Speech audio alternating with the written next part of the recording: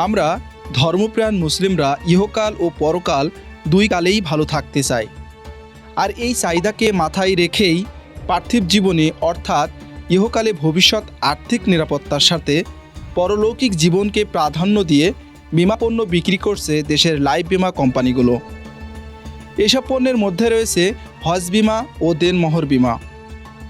বাংলাদেশ থেকে প্রতি বছর ৮০ থেকে ৮৫ হাজার মুসল্লি হজ পালন করে থাকেন। মুসলমানের সর্বশেষ ধর্মগ্রন্থ আল কোরআনের সূরা বাকারার ১৯৬ নম্বর আয়াতে বলা হয়েছে, আল্লাহর সন্তুষ্টির উদ্দেশ্যে হজ ও উমরাহকে পূর্ণ করো।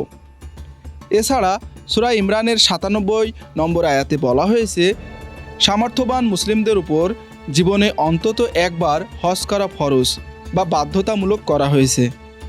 আবার সূরা নিসা ৪ নম্বর আয়াতে বলা হয়েছে, তোমরা নারীদেরকে তাদের মোহর খুশি মনে প্রদান করো। হজ বিমা ও দেনমোহর বিমা পলিসিতে যেসব সুবিধা দিচ্ছে বিমা কোম্পানিগুলো, অল্প অল্প করে টাকা জমিয়ে সহজে হজের প্রস্তুতি নেওয়া যায়। মেয়াদ শেষে একসাথে বড় অঙ্কের টাকা পাওয়া যায়। কোনো কারণে মৃত্যু হলে পরিবার আর্থিক সহায়তা পায়। দুর্ঘটনা হলে অতিরিক্ত টাকা পাওয়া যায়। হজে থাকাকালীনও নিরাপত্তার কভার থাকে। প্রয়োজনে মাঝপথে ঋণও নেওয়া যায়।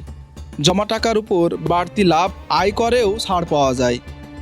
দেনমোহর বিমায় মেয়াদ শেষে লাভসহ পাওয়া অর্থ দিয়ে স্ত্রীর দেনমোহর পরিশোধ করা যায়। বিমাগ্রহীতা মারা গেলে পুরো বিমার অর্থ ও বোনাস স্ত্রী পেয়ে থাকেন।